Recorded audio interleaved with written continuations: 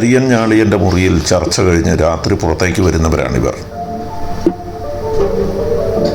ജോ Gabriela, തൊട്ടുപുറകെ വരുന്നത് Johnson കൂനിക്കര,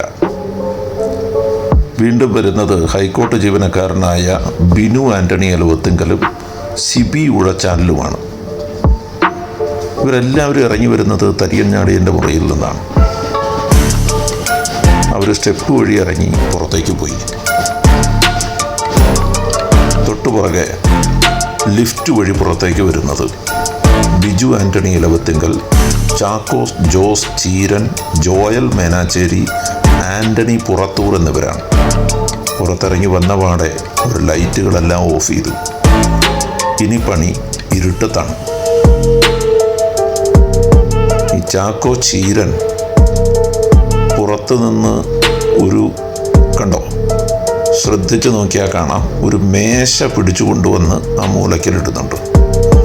ആ മേശയുടെ മുകളിലേക്ക് വലിഞ്ഞു കയറിക്കൊണ്ടാണ് അവിടെയുള്ള CCTVകളുടെ കേബിളും മണവാളനച്ഛൻ്റെ മുറിയിലേക്കുള്ള ഇൻ്റർനെറ്റിൻ്റെ കേബിളുമെല്ലാം അവിടെ നിന്ന് മുറിച്ച് മാറ്റുന്നത്.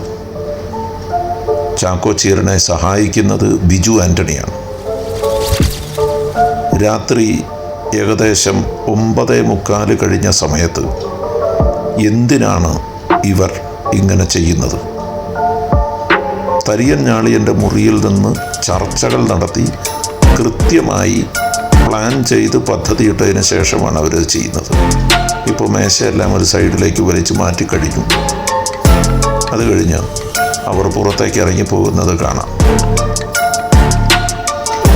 തരിയൻ ഞാളിയൻ പറഞ്ഞ കൃത്യം പൂർത്തിയാക്കിയതിനു ശേഷം ബിജു ആൻ്റണിയും ചാക്കോ ചീരനും ഇപ്പോൾ പുറത്തേക്ക് ഇറങ്ങുകയാണ്. അവർ പുറത്തേക്ക് ഇറങ്ങുമ്പോൾ അവർക്ക് മുന്നിലിറങ്ങിയ ആൾ അവിടെ സെക്യൂരിറ്റിയുമായി സംസാരിച്ചു കൊണ്ട് നിൽക്കുകയാണ്.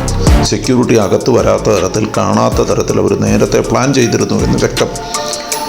ഗൂഢാലോചനയ്ക്ക്, ക്രിമിനൽ ഗൂഢാലോചനയ്ക്ക് കേസെടുക്കേണ്ട കുറ്റമാണിത്.